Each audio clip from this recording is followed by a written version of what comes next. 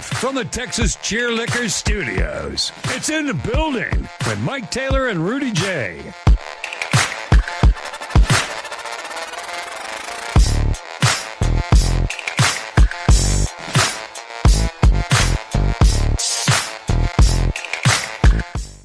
Well, I had a decent shirt on, but it's been a long day, and we're doing a later than usual show, so I've switched to T-shirt, although you have a nice shirt on, sir. Good evening.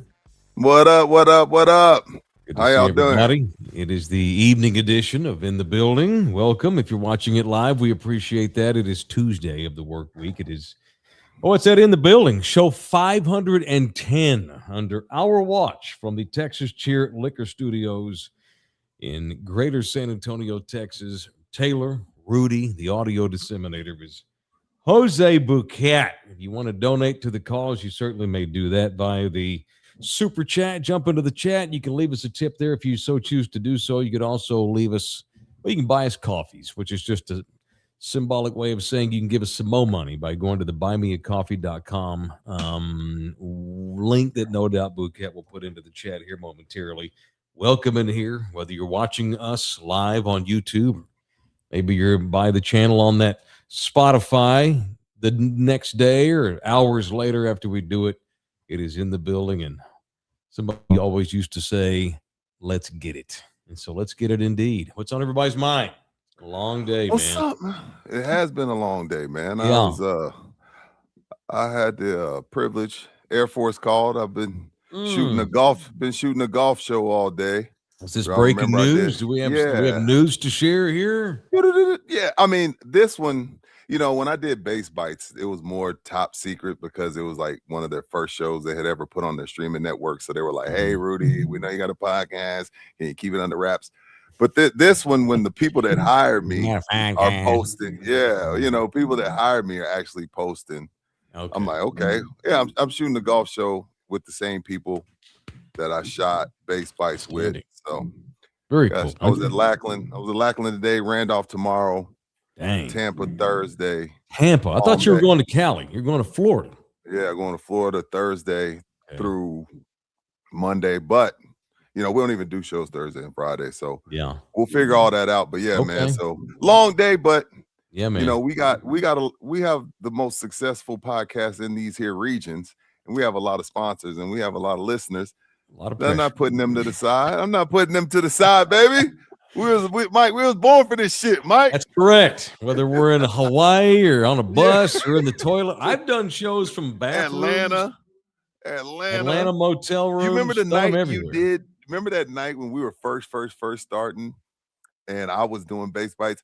You hooked me up. You and LG were cool. And we did a show at like 11 and you did it in the closet so you wouldn't wake Nina up. Remember that shit? That's correct. I was sitting Indian style too, which I don't think that's the correct way to say that anymore. I was sitting crisscross applesauce. Literally in the closet with my gear on the floor so I didn't make noise. That's okay. We accommodate this, man. It's a great gig, and it's cool to hear that Rudy's back doing stuff with the Air Force again. So this is not Base Bites. Is it a golf intensive type show? Yeah, I won't say the name of the show, but it's a golf. Right. Well, so the people that hire me is called Air Force Services. So they're over food, they're over bowling, they're over, which I talked to you about, outdoor and rec, aerospace, and golf. Right. And they're like, hey man, Base Bites was a hit. You want to shoot this golf show? But this is only this week. We'll resume shooting in July in cold weather states. Well, you let us know, man. We will accommodate you however it sees fit. I appreciate y'all doing the show at 7. Appreciate the listeners that are here. Of course. It's a big deal for us, man. It's cool to have Rudy. I'm proud of that. That's super badass. And Base Bites was cool. I'm assuming whatever you're doing will be on AFTV again, right? Air Force Television. Yeah. So, Mike, this one's cool because this production team, they're out in New York. So this is the production team, God bless the dead, that worked with Bourdain for 13 years. So I was a little nervous. Really? Yeah. Blicker. Like the producer or just like the tech people? No, the cameraman, the editor, the sound guy, the light people, the PA. It was like, so Base Bites, put it like this. This is how big time these people are. So Base Bites was 3 people in the production team. These people today had like 8 people. It was insane. Wow. I was like, and I was just chopping it up with them, and they're like, yeah, Tony was really cool, but all of them, about year 10 and they're megastars, shit gets weird. I was like, man, you give a motherfucker 100 million, Wow. he gonna change. They say if money don't change you didn't make enough. You know what? It's funny. So I guess not. The word's not funny. I actually I have felt bad for Anthony Bourdain ever since he took his life. I've just felt bad because what sort of mental, emotional abyss do you have to be in to have that as your job? And you wind up doing something like that, and like It's sad, dude. Yeah, I mean, and that throughout that entire time, he was by himself. I mean, he had a girlfriend here and there, but I think he had some girlfriend at the end of his life. But for the most part, that guy lived alone. That guy was a lonely man. So he had that job. He may have killed himself earlier in life had he not had that job to keep him busy and keep him on the move and meeting new people and always doing stuff because he had downtime at all. That's what they were saying. They were telling me like, he's responsible for like 150 people. So that keeps you alive. You know what I mean? But when you look back at that show, he was a cool mother father. Like, it's so weird that it ended that way because you watching him and he's smoking his cigarette and it's just so organic and natural. I'm like, damn, this dude is dope. He was. And then for it to end that way is so strange and sad. You can be dope and still and not be happy or whatever. Or just have a 6-month terrible run at some point and fall into darkness. A lot of people have taken their life. We're all dark here tonight. A lot of people have taken their lives that shock, and a lot of times it is shocking. It's like I'm his buddy. He didn't reach out to me, and that's what you always hear people say. Always reach out to people, make sure they're doing okay, because you just never know what someone's going through. Even though they may be all fun and games on the outside, you don't know what's on the inside of that thing bubbling up on inside. It's crazy. Robin Williams comes to mind because he's a freaking comedian. He's always making people laugh, all the while inside he's miserable. Yeah, crazy, right? You spend your whole life making people laugh. Like that was your persona. And it's crazy, man. Super crazy. Super crazy. All right. It's in the building. Let's get rolling with it. It's in the building. And let's just get violent. We'll get the punches out of the way. We got Dark talk about suicide. Let's just sorry about that. Let's do it. No, I'm the one that took it that way. I think it's really cool that you're working with his crew. The stories those guys have. That's awesome. Oh, dude, that's some crazy stories for sure. Yeah. And the 40-year career that he had doesn't take away from whatever happened at the end. It is a very sad scene, and it makes you wonder if he was just really super lonely all that time. But anyway, I didn't mean to drag us into that part. Yeah, I know what you meant. I meant to keep this on. How cool is it that Rudy's back doing stuff for the Air Force? Yeah. All right, let's get violent. It's time for people I want to punch here on, it's that In the Building on Love You Hard TV. Now, it's time for People I Want to Punch on In the Building. By the law office of Orlando Kill. Tonight, Rudy, who are you wanting to punch, man? Why? I got to punch those. Yo, if you can't look, it's the NBA, right? It's the regular season. Sometimes you get your ass kicked. Sometimes one of the best players in the league meets a defense that ain't scared of them and holds you to 5 of 26 shooting. And instead of taking your ass kicking like grown men, y'all start trying to want to fight people. Y'all ain't the bad boys. Y'all ain't Ben Wallace and Rasheed Wallace. Y'all ain't about that life. Take your ass kicking like men, man. Y'all trying to fight and shit. Hey, one thing that you can say about the Spurs is they will not be bullied. This is not Tim, Tony. Tim, Tony, and Manu were MLK. These Spurs are Malcolm X. You slap one of them, they're gonna slap your ass back. And there's nothing wrong with either. There's nothing wrong with either one. All right, let's be clear. It is still February. Both Tim and them won 5 rings. There's nothing wrong with their approach. But let's just say we aren't our grandfather's children. Right. You know what I mean? You try that shit with this set of Spurs, they fighting back. And I like it. Ain't no bullying. I'm not saying that they're gonna win the title, but what I'm saying is you're not gonna come in and intimidate them. And they've done great jobs on the Shai Gilgeous-Alexanders of the world. It's almost like something goes off with that team when they say, "Oh, well, Cade's supposed to be the guy." Cade says he's the best American basketball player in the world. Okay, well, we're gonna hold him to 5 of 26 shooting. And then when you try to slap us around, we pushing and fighting back. So punch the Pistons for losing like some bitches. It's a good one, especially that Cade Cunningham, that Dallas kid. They got all up in his business. He was frustrated, Mike. He was frustrated. Slam Steph. Should have got a flagrant for sure. Yeah, for sure. That was BS. All right, I want to punch myself. Uh-oh. With all my opinions, I always reserve the right to be wrong on most of my opinions because things change and things happen. I saw the Spurs having a letdown last night. I just figured with San Antonio in town, Detroit hadn't seen them all year. Here's one of the better teams in the West. You want to show that you're the big dog in the East. You've got Wemby in your city for the only time all season long. And I thought that the Pistons would come out and make a statement last night. And we were due for a loss. It's the law of averages. We won, 7, 8 in a row going into the game last night. Not 9 now, but 8, yeah. Yeah, I thought we might have a tough night, get whooped. It was the absolute opposite. I could not have been more wrong last night. It was the Spurs that got in their head, took them out of their game in winning time, and blew their ass out last night in the fourth quarter. So punch me. I will happily punch myself. And and didn't put up with any crap. As soon as the Pistons tried to bully Wemby and Cade Cunningham slammed Steph to the ground, they didn't care. The Spurs just kept getting up. Get the fuck out of here! Damn, it's my night. It was the Spurs that went in there and kicked ass last night. So punch me for that. All right, it's Orlando Kelly's the official family lawyer of In the Building. If you happen to need Orlando Kell. And Orlando doesn't just do divorces. It's whatever family law means, Mr. Kell does that. 210-775-4995. You can email him directly, orlandokilllaw@gmail.com. It is orlandokilllaw@gmail.com. All right, let's expound upon Spurs last night. These Spurs do look very good. A chippy, rough and tumbled, technical foul, first half, back and forth. No one really was able to get ahead too much.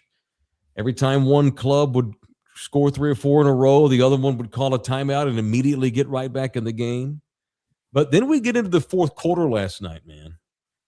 And that wound up being a one-sided affair. San Antonio whipped their ass last night in winning time and won that thing going away by double digits. You had people in Detroit heading for the exits with 4 minutes to play, and they've not done that all year long. That was nice. That was very nice. But, it's February, and I want to put it in proper perspective. Yeah, I didn't know. I didn't know how you felt. I didn't know if you took this as, and I know you frown upon these questions sometimes, but no, statement win or regular season bullshit. I don't know if we learned anything about us. We learned something about the Pistons, and maybe this is a knee jerk too, just on the opposite side of the coin. I was unimpressed by Detroit. You played one of the other good teams in the league, and they got all up in your head in your own home gym and made you look pretty weak. That might have been, if I'm a Pistons fan, I'll tell you this, I'm more concerned if I'm a Pistons fan than I am super stoked that the Spurs won the game. I don't want to take away from the win. And the Pistons just did not impress me very much because they're kind of like San Antonio. They've sucked for a minute. They don't have a Wemby, but Cade Cunningham's an MVP candidate. They play their rough style group. They got a bunch of grown ass men on that team that get up in your business and play good defense. And they're young like the Spurs are, which is why I worry about the Spurs too for the most part. I'm a little less worried than I was a month ago, but that's what that meant to me. Detroit's the team that did not look like one of the elite clubs. San Antonio did. That's my perspective. Yeah, no. I agree. Detroit now is 42-16. With the record like that, you got, the talking heads. This is a possible finals preview. You know what I mean? So when you have those type of games, because if they had gotten blown out, we're in here tearing them up. So I'm giving props. But it's funny to me though with Detroit. It's like there's this narrative out there because we've seen some games where Wemby's picking himself up off the ground. Detroit kind of took the approach like, okay, well, if we rough Wemby up, we get a little physical with him, they can be beat. If we go ahead and attack him, it's like, dude, have you not watched the games? Like the paint is closed.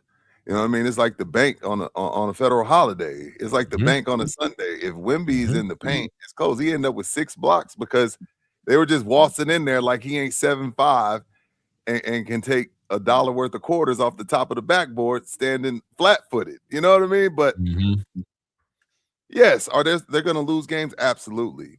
But it's not just going to be just because, oh, well, we rough Wemby up, so we're going to beat them. It don't work that way. That's correct. The Spurs are too talented, which leads to me to my next point. I don't want to knee-jerk either, and it's the regular season, and none of these guys have played in any games that matter except Harrison Barnes. Fox never really played in any. He may have gone to the first round, but I have to admit it's getting harder and harder by the week to not get pretty excited about this thing. They look. Oh no, they look great. Well, because go ahead. Well, I know 3 or 4 weeks ago I was saying that they've got too many guys that do the same thing.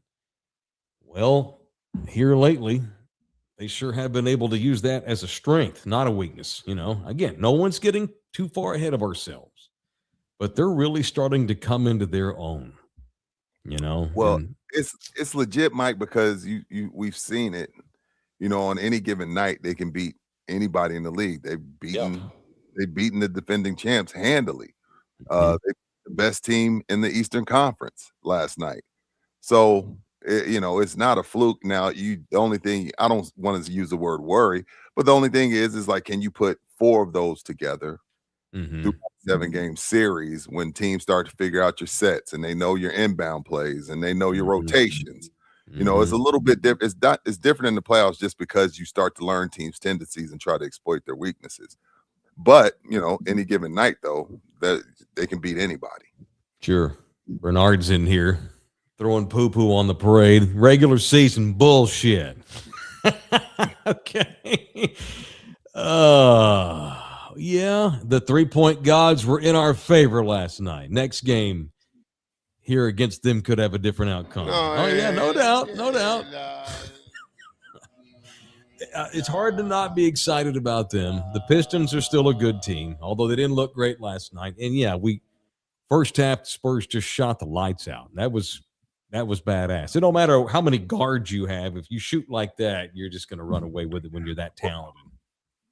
And I'm trying to think, and we're trying not to get ahead of ourselves, Mike and I. We've been around this block quite a few times. I don't want to get burned in April. But I'm trying to figure out who was the last player. Who was the last player? In chat, y'all help out. Buki, Mike, you help me out. That can actually control the game on both sides. Like Joker is great. We all love Joker. We all worship Joker. These young kids. Oh man, these guys. These guys couldn't. Mike and them couldn't play in today's NBA. And then you insert Joker and Luka, who can't jump over curbs, but they're dominating. Shea is not athletic. Don't let me get off on that tangent. But Shea's great. Joker's great. Luka's great. But who is the last person that can actually dominate a game, top to bottom on both sides, like Victor Wembanyama can right now? I'm sure. Was it Giannis that one year? Because he was winning DP. He was winning Defensive Player of the Year that year, but he didn't have the handle. He didn't have the mid-range. He didn't have a turnaround jumper. He didn't have a 3-ball. No. So was it? Who was it? This dude's getting offensive rebounds. Yeah, Wemby's getting offensive rebounds from 10 feet from the rim, dribbling outside, making threes, running back down to the other end, blocking one. Last night he had a scene on defense where he reaches up, blocks a guy, the ball goes right into the hands of another Piston, and Wemby just simply reaches his left hand out and blocks his ass. Had 2 blocks on 2 dudes without even barely pivoting. Because he's so long and lean, and he makes up so much ground and space, and then he's making threes. We're talking mid-2000s in the heyday when Kobe and Tim were going at it before we had someone like that with such an impact on all sides of the floor. Timmy, people are saying Kawhi, and I think that's fair because, when Kawhi won his Finals MVP, that's fair. Yeah, he was really good. But I would say Kawhi, Tim, and Olajuwon. Olajuwon has like second, third, and blocks big all dudes, time. Yeah. So Tim, Kawhi, and the Dream. So 3 Spurs. Not too shabby.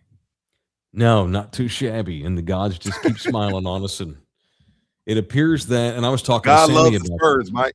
I What was we trying talking to to say about? Sammy about this today, and he was just like, "It's hard not to get excited." I know. It's like, and and I was worried about not having a legit like number 2 after Wemby, but you know what? Maybe it's not an issue. Maybe I'm a fool. Because Sammy was saying, it's what he loves is Wemby's always going to get his usually, and Wemby wasn't dominant till winning time last night, but that's all that matters. But he was like, one night it's Vassell with 28.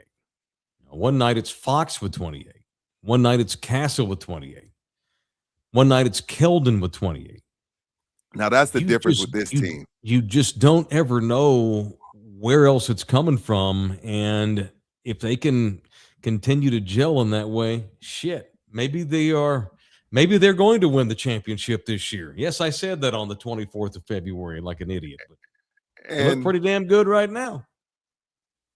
Do you call the big 3 in and Pop and Mitch and tell Dylan, hey, look over there to your right? And he looks over and it's Manu. Yes, he says that. Yes. He's a Hall of Famer. He's a legend. Yeah. Everybody thinks the world of him. He helped us win 5 titles. There's absolutely nothing wrong with coming off the bench, Dylan. You provide something. You provide something you provide something. You're a starter. You're a legit starter right now. Body, control of the game, court control, leader, defense. There's nothing wrong coming off the bench, son. Manu, the floor is yours. you have that conversation with Harper? Because it's like, I like where they're at. Yeah. Like, I know we all look at the game sometimes and we're like, Harper should be playing more. I kind of like this. I kind of like this Manu 6 we got going. Yeah, I kind of like that a lot. Same. It's nothing wrong. And you're playing legit minutes as a rookie for the Spurs. Right. It don't happen. And he just has that mentality too. He's just nothing phases him. He's only 19, 20. His body's still filling out, and he's already big. I mean, shit. I mean, since we're getting ahead of ourselves tonight, hell, he could wind up being the next Charles Barkley when he gets a little bit more meat on him, which he will, because he's just a kid and he's already a big old thick kid. And if he can somehow get to close to 42% from 3, oh my God, Katie bought the door. Absolutely. All right, I was talking to Spurs with Sammy today because I was over at Sammy's Embroidery, and I have an announcement about him here in a second. But tonight's show is, of course, presented in part by said Sammy's Embroidery. We ordered T-shirts today. That's why I had to go pop in. The people asked if we deliver, Mike. They've been begging us, so we deliver. Yes, sir. Yes. So be on the lookout. I have an announcement about those T-shirts. But, of course, we went to Sammy's. Got a great price, got a great shirt, one of their higher end. I can't stand cheap T-shirts. I'm 51 years old. Life's too short to wear crappy T-shirts. Got the real good material that Sammy has, and he's got all the stuff. Now, Sammy has all the name brands when it comes to sports and work clothes and stuff like Nike, Reebok.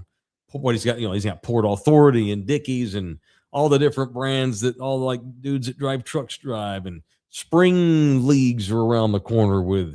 You got baseball and softball, and if you're looking to get jerseys done and such, the spring track season's coming. Sammy's Embroidery is where you should go. 210-824-3900, samsembroidery.com. It's samsembroidery.com. Okay, and I mentioned the breaking news because the shirts will be ready, of course, because Sammy's so fast, in time for our next remote, which will come down a week from a week from tomorrow, indeed, on March the 4th, which if you're watching this live, that's in 8 days, if I'm not mistaken, at 5:00 p.m. in the building, a live edition. They're all live, but this will be outside in the flesh at La Gloria Mexican restaurant down at the Pearl, right along the riverbank on the other side of the Emma Hotel. We will be doing our thing. Me, Rudy, and Buki will be at La Gloria over at the Pearl. The great Johnny Hernandez, the world-renowned chef, is inviting us over for a 5:00 happy hour that day and podcast. And We will have T-shirts for sale. How about that? There it is. We're going to be selling the In the Building T-shirts that day. So we won't offer. I'm not offering any sales on those until that. If you show up to La Gloria, you get first dibs on T-shirts. And this current cycle, this batch, all XLs and double XLs. That's it. No L's, no mediums, no smalls. And it's fitting that we're at a restaurant too, you know. Oh, wait. So if you wear an XL or a double XL, get your ass to La Gloria, have a margarita and some tacos, and then buy you a T-shirt. Okay.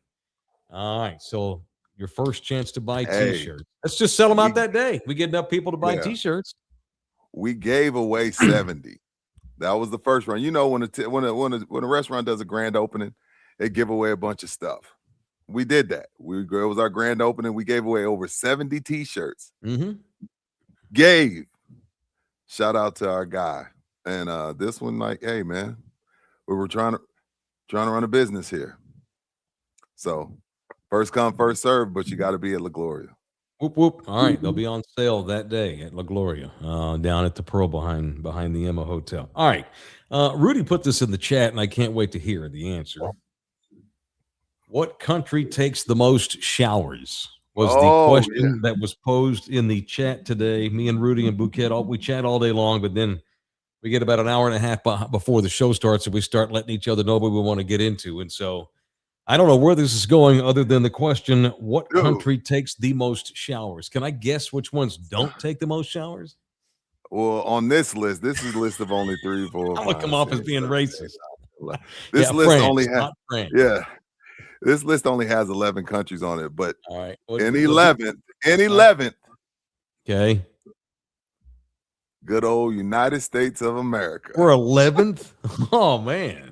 So, but it's that that's not awesome. This is the average number of showers per week. So the United States, we take one a day. There's nothing wrong with it. We take 7.2 showers a week. That's good. Okay. That's good. That's one a day. Yeah, that is. So good. Number one kind of shocked me. I don't know what kind of, I don't know if they don't pay for water there, but Brazil, number one, they take 14 showers a week. So they Brazilians are one. Oh, okay. Brazilians are one. Colombia 2, and that's because South America. All the prostitutes, they got to shower up for the next client. Okay.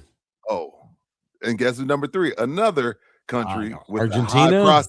Another country with high prostitute rate. Thailand. They got to shower up for the next customer. Okay. Philippines. You can get some. I like how rather than just say, "Hey, these are very hygienic, clean people," you roll with that angle. Yeah, that's not cool. I'll take that back. Retract that from the docket. Then Indonesia, clean, tidy people. Yeah, maybe they're just clean. Indonesia 10 a week. Mexico 8.5 a week. Australia 8 a week. Venezuela, Buki 8 a week.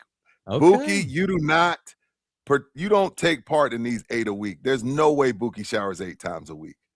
No way. No way. Confirmed, I do not. No. Okay. All right. Well, Jose, how many showers do you suspect that you take on the average? On a 5? 5. All right. How do you do it? You have particular days, or you just wait till you just feel funky? How do you get those 5 in? Like what? How do you know when your off days are going to be? I just wait until I feel funky. You just got a feeling. All right. But you still get about 5 in a week. Yeah. Boogie, you can smell your balls. You know when your balls are hot, bro. And that's when I go shower. So me, I probably 5.5 to 6. Like, I know my wife loves me because sometimes she looks at me in disgust, like, "Did you shower today?" I was like, "No, we didn't go anywhere." Like, if I like on football Sundays, I'm not showering. I'm at home doing nothing. I haven't done anything. Sunday's my rest day from the gym. I've showered Saturday. Yeah. Why would I shower on Sunday? How many you take a week, Mike? Is it 7? You do 2 a day, 3 a day? Where are you at? So in recent months, it's 7 a week. I don't wash my hair every day, but I do get into the shower and turn the water on every day. Got to wash them underarms. Got to wash them balls. Got to wash them feet. Got to wash that butt. Just have to every day. Yo, I think my wife. Butt. Got a butt. My wife is Brazilian. She takes 2 a day. She takes one in the morning, and she takes one at night, faithfully every single night. Every single night. I don't care if she's done nothing. Yeah. My wife takes 2 showers a day, depending on if she, hits the gym a couple times. And some days it's random, but like we really got something to do. And sometimes it's 3 a day. Yeah, something like Good randomly, Lord. like maybe once a week it might be 3. Yeah. So I have read that the older you get, especially this is white boy talk here. White boy hair, it dries out. You can't wash it every day because the oils won't come out the way they're supposed to. She don't wash her hair every day though. Okay. Yeah, I don't either. Now There are sometimes, Rube the dude, sometimes I do take 2. He went to Edison. Ruben don't shower 2 times. Okay. If I go hiking, which is normal, I probably in the wintertime, it's not crazy hot. In the summer, my showers will go up just because we're active. Me and Nina like to do stuff. And so I find myself taking a couple today on occasion. I always get in there. And also, this is a cop out, but I also have, like when I was in Hawaii, I probably took 4 a week. Really? It's wild ass. Yeah, hell, there were days. There were times where I'd go 3 days without putting shoes on. I was like, we're going. I get the ocean. Shower. The ocean was my shower, that doesn't count. But being in Texas though, with the mountain cedar, I got to put water on my face to clear my head up. So it's not just for hygiene. It's so I can breathe properly. Especially lately, I've been for the last month with this damn mountain cedar. Wow, I can't believe some people do 3 a day. That's a lot. That's a little over. It's overboard. Yeah, that's a lot. Yeah, shout out to Brazil. 14 showers a week. I'm detecting things about y'all. We're taking 3 showers a day. If we poop after midnight, we have to take a shower before we can have sex. Or we don't. Interesting. We've got some clean freaks over here. Johnson, I went ahead and adopted Wipies. I held out a long time on Wipies. Since I can't afford them. Yeah, well, no, on my ass. Since I can't afford a bidet. Okay. I finally started using Wipies. I mean, that's the Native Americans didn't have Wipies. No. And then you have to wipe your butt again because it's wet. So you got to wipe, then the Wipies, then wipe again. It's a lot of work. Yeah, you're not supposed to throw those in the toilet, which I'm sure you do, like everybody else. You don't? No. How do you get? Okay, what do you do with a used wipey? I wrap it in toilet paper and throw it in the trash. Really? Okay. But the wipey should be clean. Oh, because that's after that follows the TP. Oh, that follows the TP. Yeah. Okay, I understand. Oh, that's weird. Okay. Damn, George has 3 bidets. Why don't you donate to this show more? Never used that. I've never had one either. What am I talking about? The only time I've ever used Wipies is when I am sick and had the squirts all day and it was raw and I had to go to Wipies that hurt. Well, shout out to those clean Brazilians. Shame on America for being 11th. We're not we're not best in everything. But dude, one a day is perfect. Yeah, I agree. Even if it's just a rinse off. All right, it's in the building. Presented in part by that Olympus Solar. Get yourself a free battery with the purchase of a solar system. All right. Also, you can also get a free mini split AC unit with the purchase of a solar system. It is Olympus, your home's energy efficiency provider. They specialize in LED lighting, whole home surge protection, smart electrical panels, and even EV charging too. So they do electric stuff over there at Olympus as well. Beat that heat. It is coming. Hell, it's going to be 87 tomorrow. Save some money with Olympus Solar. And they're also hiring, by the way. It is the official solar company of In the Building. It is Olympus Solar, ESLLC. Yes. Never used a bidet, huh? Not once, like on vacation. I've never been in a nice enough hotel room that has them. Mm-hmm. I wouldn't mind. It would help out the process. Well, yeah, for sure it would. That'd be weird, though. It would like LG used to get on my ass because I wouldn't use one, so to speak. What? He'd be like, LG always said Americans are super dirty because they don't use bidets. Like in Japan, that's just a way of life. It's cultural. Like they wouldn't be caught dead not using a bidet. So like all of their new homes have bidets. Yes. Mm-hmm. Nice touch. They do. Nice wipe. All right. I wanted to give another reach around to a guy. And I did this. I think I said it for like 20 seconds yesterday. And I just wanted to repeat this tonight on the show. I just don't think Jack Hughes is getting enough credit. Look, it's hockey, man. I get it. But Americans all kind of like hockey, at least for a day when we win gold. It's not like 1980 beating the Soviets, but that was pretty cool. But Mike, 20.7 million people. Pretty good. Yep. Well, we're Americans. If we're getting ready to win something, we're all in. You know. Jack Hughes deserves a second reach around today. This dude literally gets hit in the face with a hockey stick. It didn't just knock out a tooth; it knocked out half the tooth, which is the pain, and the pain is worse than had the whole thing fell out. It's worse. This one's busted. This one's literally like the front right tooth is literally busted out. The front left side tooth is half off. He looks like a vampire. He bled the entire night. You know it's throbbing. All they can do is give him a couple of Advil and go get him, Bubba. And the son of a bitch goes out there and in overtime in a 3-on-3 skate wins gold for the United States with a medal.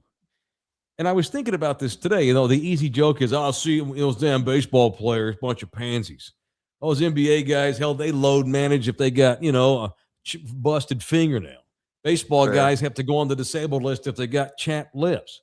It's just, this is a case in sociology. Those hockey players are not any tougher than any other pro athlete.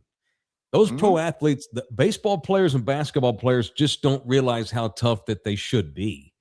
Because you're told from a young age, we got to make sure you rest. Hockey players as kids are told, fuck you. If you can walk, you're skating. Oh, ruptured spleen? No problem. We'll go to the doctor and the game's over. Go out there and play. Those freaking hockey players. It's a whole mindset. It's different. Don't miss games ever. And yes, that was the gold medal game. He probably would have finished an NHL game. It wouldn't have mattered. Half those dudes are skating around in the NHL by the end of the season with a missing front tooth or both. They look like old men that don't have their dentures in. It's because they're told that you're supposed to be tough. It's that simple. And what's crazy about that, Mike, they wear it like a badge of honor, because I'm not like hockey players aren't making NBA or baseball money, but they have enough money to get their teeth fixed. But they're like, F that. I waited all my life to look like this. I'm gonna walk around with my shoes. I'm gonna walk around. Everybody's gonna know I'm a badass hockey player, And I went back and watched the game, but I watched it like how the Gen Z watches. I watched it on YouTube. Take out the timeouts and all that stuff. Canada could have easily scored like 7 goals on this. Like they really implied the pressure. Lost. But our goalie, totally outplayed us. Our goalie, they did outplay us, but our goalie was a badass that day. One game, sorry, Canada. Goaltending's 50% of the game, especially on the championship level. Absolutely, just goes to show. It's funny, like very few human beings ever get all that they are capable of out of their bodies before they die, and their brains and their minds. Sure, you realize how tough you are supposed to be, but few of us are. Like one of my favorite sports analogies was so for 200 years after the first Olympic Games, it was just assumed that it was not possible for a human being to run a mile in under 4 minutes. It's never been done 2 hour 1,000 marathon, years. all that shit. No way it's ever been done. It's just not possible. Lots of humans tried it. It's just not possible. The fastest that a human's ever going to be able to run a mile is in like 4 minutes and 10 seconds. It's just never going to happen. Then all of a sudden, I don't remember the year, like 1932 or so, Roger Bannister, this little skinny ass English dude, runs a 4-minute mile. It was world news. Oh my God, a miracle has occurred. The first human being of all time. Let's put statues up of Roger Bannister. He just ran a mile in under 4 minutes. It was like the sports news of the year. Dang. Within 18 months, 12 other people run a mile in under 4 minutes. How is that possible? Because humans now realized that we could. Yep. It was a mental block. Crazy, Bingo. right? Yes. Crazy. And I take that back to the hockey. Absolutely. I'll go a step further since we're here. Mm-hmm. I'll say this. So 92% of us at some point in time should hire a personal trainer. I'm not talking to the 8 to 10% of people that are just wired differently and can just go crazy in the gym. Mm-hmm. But 92% of us have no idea where we could take our bodies and our minds inside of the gym as far as weightlifting, strength training, or whatever. I didn't know till 2018. I hired Heavy Metal Fitness, hired Tim Ingram, their owner. And I was amazed at what I could do because I had never been pushed. I had not, he would always tell me, relax, because I'm like, he's like, relax. Go again, relax. Like at some point, I think everyone, especially in our town, everyone should hire a personal trainer because I mean, we all work out. You work out, I work out, but you don't know what you're really capable of until you have that a legit one. Do your research, but yeah, it's the same thing, man. You have no idea. The human body, everybody, the air fryer, microwave, sliced bread. Greatest invention of all time is the human body, the human anatomy, what it can accomplish. I mean, you got people that can hold their breath for 4 minutes. Yep. I get to 30 seconds and I think I'm gonna die. Right. But you're not. If you could just overcome that. You have to work at it. You have to build lunch strength. You have to practice, but still you can. You can. You learn to swim a mile out. I never thought I would be able to do that. I never thought I would ever be doing that. You're a little kid from Fort Worth. I know. Did you ever think you could swim a mile out? No, shit. No, I didn't. I barely even went to the lake as a kid growing up. No.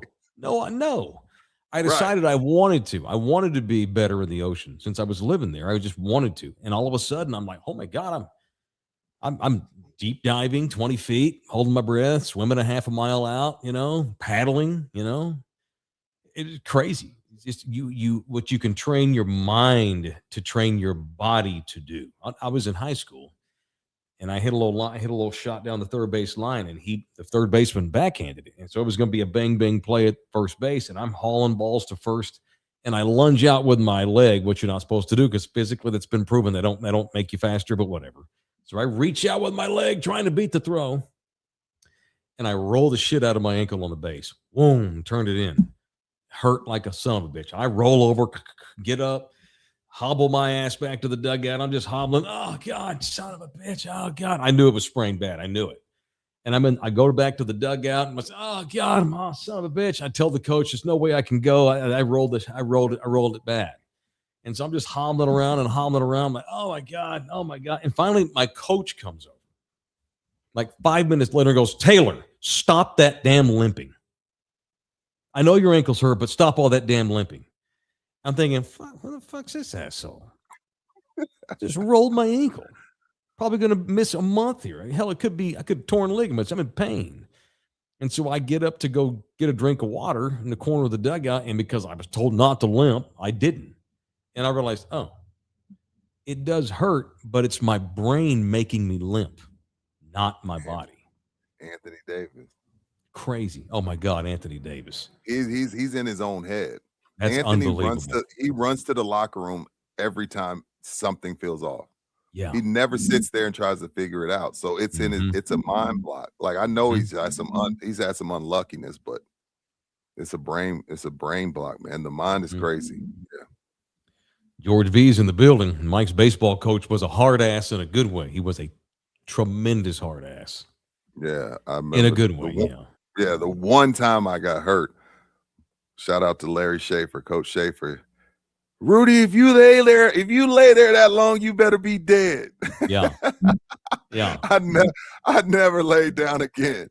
I might hop up a little hobbly, but I learned Get your ass up. Yep. My coach was a hard ass.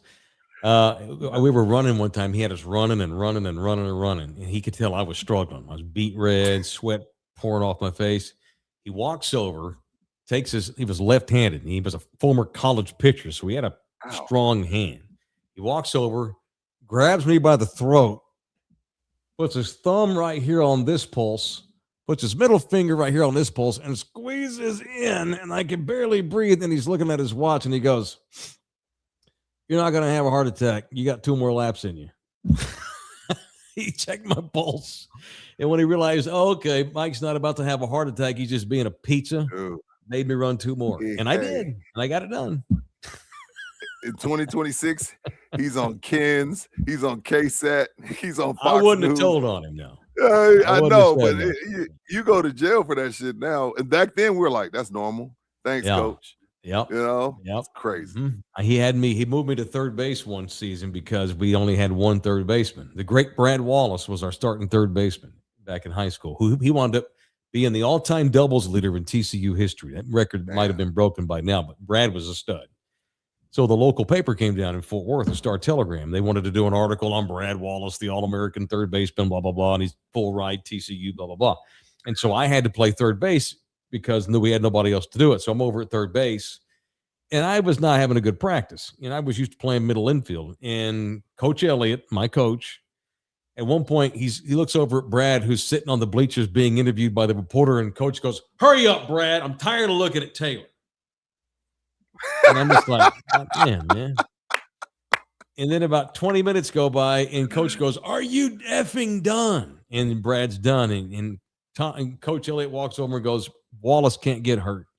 Taylor, I wish I had anyone else in this entire school who could play third base because you are terrible." What he told me. I love it. To my face. I love it. I love it. We're missing that. We're missing that in today's society. Yeah, that's good, and coach. now today the field's named after him. He's in his 70s, and he's a retired associate pastor at his church. He preaches. We're missing honesty. Now, we are. The delivery can be better sometimes. Mm-hmm. Yeah. But hey, you're not a third baseman. Get out of my infield. Get off. Yeah. There's nothing wrong with that. Get out of third base. There's nothing wrong with telling a kid the truth. You're ruining my day. You're so terrible. You are terrible. I wish I had anyone else in this school who could play third base because you are terrible. Imagine no one from Gen Z would have ever ran the mile in under 4 minutes. It would have taken the next generation. Thank God that Gen Z wasn't around with all their social media, or we would never seen anybody run a 4-minute mile. It can't be done. It's impossible. Yeah, they're different. Mm-hmm. God, brilliant, but different. Tommy Elliott, that was my coach that I played for. He was a college pitcher in one state. I think he's won at least one, if not, I know maybe 2, at least one. He won state in '96, right after I left. I want to give a reach around to Mike Taylor. Oh God, we're about to end Black History Month, and my man's drinking a grape soda in honor of us. I appreciate it. Okay. You're welcome, sir. Hey, you're welcome. Big old long black one. That's the black man drink right there. That goddamn grape soda. Maybe we got any malt liquor. I'm gonna wash this down with some Old E. We'll make you some cool. Hey, yes, sir. Nina, make him some Kool-Aid. Y'all don't have the market cornered on grape soda. I'm allowed to buy this too. It tastes wonderful. Were you wondering what this was the whole show? Yeah, it's great. It's grape soda. I was like, hell yeah. Black History Month, baby. Drink you a grape soda. Everybody drink a grape soda before February 28th. Damn right. You're damn right. Get you some soda, or go get you one of these fine mixers from Texas Cheer Liquor. I got one of these too. Look at this one. Hey, you know what that one's called, right? For Black History Month, you bet your ass. I got the blue BBC up in this bitch. Look at that. It's Black History Month in the Taylor residence. Big old long black one. You got the BBC cocktail bag. Yes, you should see, Mike. I wish you could see people's face when they pick it up, and they're like, they look directly at me, and I say I don't. I say I don't name them. Yeah, AD and his wife named them. This here is Cutwater Lemon Drop Martini. We got Beatbox, which is like 11% alcohol, and one of those little these little buzz balls. Yeah. So you got the buzz ball for the Yes, B, sir. beatbox for the B, and Yes, C is sir. the cut water. I'm gonna save this for the next big Spurs game as we get toward the end of February, and we got them specials too coming up. Andy's got a barrel sample. Well, show me coming that up, too. barrel sample. Lots going on at Texas Cheer Liquor right now. Yeah, this Saturday, 4 to 7 at Texas Cheer Liquor number 3. Y'all come out and show your support for Texas Cheer Liquor. He loves y'all. He's giving y'all some tacos, and you got a really, really fantastic barrel pick that they're going to be releasing. Nobody does this type of stuff. Don't get me wrong. You got your heavy hitters. Obviously, we don't need to name them, the big dogs. But as far as giving back to the people and, the social media stuff, not a lot of small businesses are putting in the work that the Singh family is putting in to keep this thing afloat. So y'all go out and support and get yourself some of that Angels Envy. Damn right. That's coming up Saturday. And everything else you purchase, make sure you mention in the building so you get that 5% off. All 7 area Texas Cheer Liquors, you get 5% off when you mention in the building. All right? All right. Speaking of Black History Month, your take on that dude the other night that had that documentary made about him because he's got really bad Tourette syndrome. And he has Tourette syndrome. He has the kind, sometimes I think Buki has, with all his gratuitous cussing. What's his name? It's something maybe Johnson. This dude. It's John Davidson, right? John Davidson. Yeah. Does that sound right? Yes. He's this poor guy's got Tourette's, and there's this documentary about his life trying to overcome Tourette's and trying to just be accepted. He has this tick where he has to cuss all the time out loud. Fuck, shit, piss, mother effer. And it's real vulgar, like P and C and stuff. So the other night at basically the Oscars of England, live on BBC, which is their major network, they run out the great Michael B. Jordan, the noted American actor, and the guy who was in the movie with him, Sinners. Can't think of the old man's name. He's such a good actor. Screw me for forgetting the guy's name. They're out there giving an award away. Delroy Lindo. Thank you. And you hear this Tourette's guy who's got a really close to the stage seat because he's there at the awards because there's, this documentary about him. And he just starts dropping N-bombs, man, while Michael B. Jordan and the other guy are standing there. And Mike looks at it real quick, pauses, and think, you know what? This goes back to don't mess up your money. Michael could have caused a scene, caused him out, but he played it cool and just got the hell out of there. Yeah. Man, Do you buy the sympathy that this dude's getting? Because, well, he has Tourette syndrome. He can't help himself.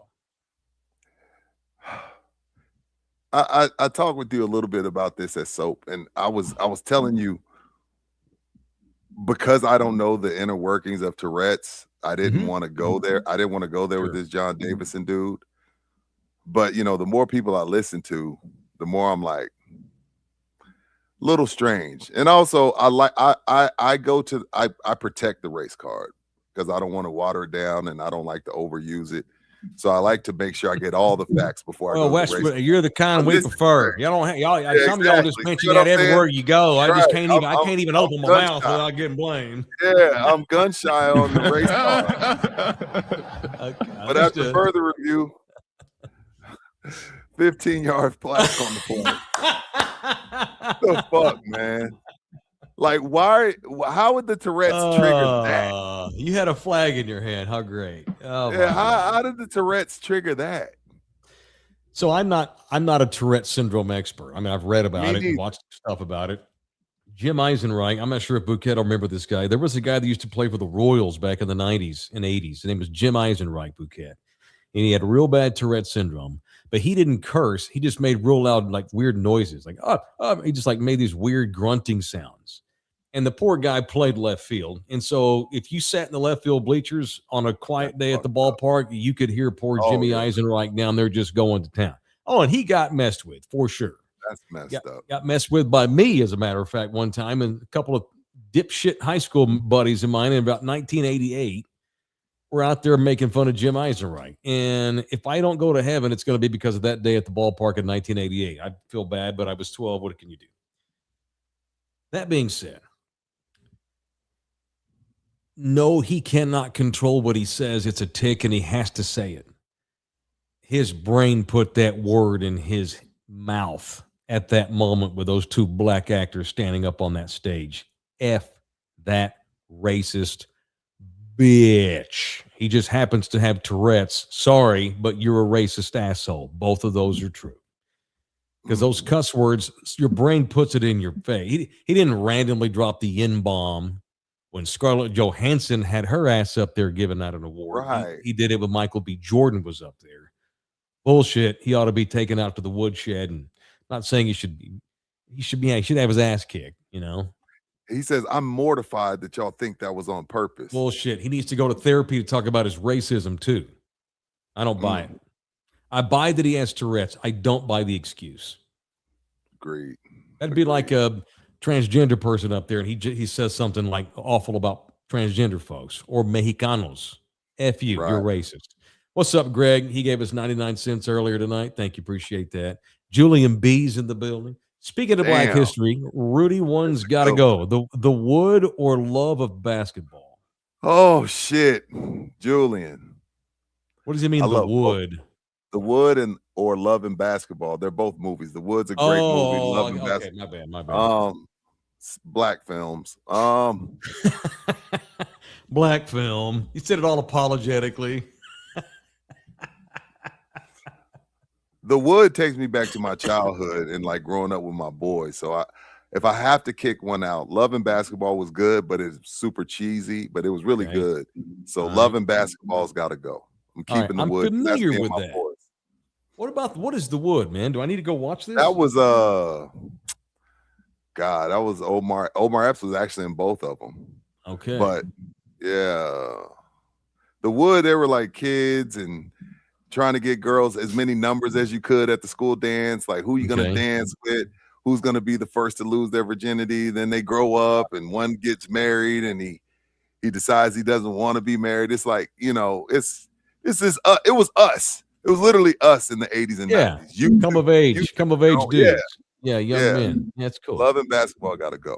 That's awesome. Sanaa Lathan, Omar Epps, cool story, but no, it's not better than The Wood. All right. It reminds me of Mike Tomlin. Can't wait to see what's next for Mike. What team will he lead the glory? He didn't get hired, right? I think he's taking the year off. He'll probably wind up doing some media stuff, and he'll be great at it if he tries, if he cares. But sure. I think he'll go back to coaching. He wants to show that he wants to show that it wasn't just a Steelers thing. I think I can see Mike getting back in, but he's probably ready for a year off. All right, we have crawfish season coming back to Slackers.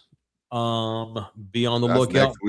All of them are going to start having crawfish kickoffs, and we have one coming up on Saturday, March the 7th. The doors open at noon. The boil starts at 2 p.m. The weather is now turning for the better. Hell, it's going to be in the 80s tomorrow.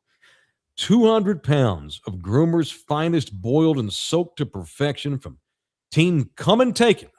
Quite familiar with those boys. You know those guys. All the fixings, including Kielbasa sausage, live tunes, DJs, swag drops, door raffles, vendors out there. They'll have UFC 326 EMOS at Slackers on Nacogdoches, where we've actually been to one of those crawfish parties out there, and it was great. Had a good time. Great times. That's the Nacogdoches location. So next Saturday, y'all get out there. Absolutely. All right, Aaron Caduper's in here. How come Tourette's folks with verbal tics never just say positive things or words? It's always curse words and N-bombs. I know, right? It's never praise the Lord. Praise the Lord. I love my wife. Give Great to the question. Church. Give to the church. God is great. God is great. It's always motherfucker, son of a bitch. Detract that. Not trying to be insensitive to the condition, but you're right. It is always the worst in people. Absolutely. That guy, that word has been uttered from his mouth before. That was not the first time. He didn't get taken over. He wasn't possessed by the devil. Tourette's actually exposed him is what happened. That's how I see that shit. It's exposed him as a racist. BOPOS. All right, that's it. We're done. That was fun. That was quick and easy and painless and good times. All right, so you got more shooting tomorrow with the Air Force? Same time. Probably around the same time. Hopefully 6. Let's shoot for 6 tomorrow. let me know, sir. You let me know. I'm at your leisure whenever you're ready to do it. I appreciate you. All right, y'all. Thank you to Boot Camp. Thank you to the people. Back in here, mañana. Love y'all hard. Y'all have a great night. Be good. But if you just cannot be good, Be see good. y'all in here mañana. Later. We gotta keep on.